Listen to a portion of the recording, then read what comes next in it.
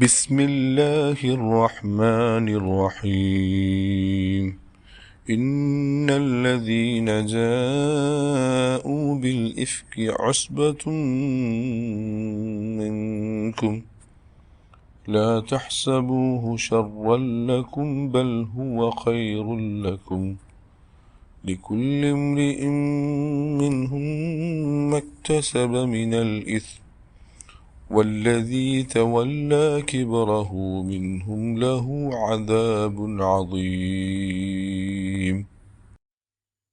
പരമകാരുണികനും കരുണാവാരിധിയുമായ അള്ളാഹുവിൻ്റെ നാമത്തിൽ. തീർച്ചയായും ഈ അപവാദം പറഞ്ഞു പരത്തിയവർ നിങ്ങളിൽ തന്നെയുള്ള ഒരു വിഭാഗമാണ്. അത് നിങ്ങൾക്ക് ദോഷകരമാണെന്ന് നിങ്ങൾ കരുതേണ്ട, മറിച്ച് അത് നിങ്ങൾക്ക് ഗുണകരമാണ്. അവരിൽ ഓരോരുത്തർക്കും താൻ സമ്പാദിച്ച പാപത്തിൻ്റെ ഫലമുണ്ട്.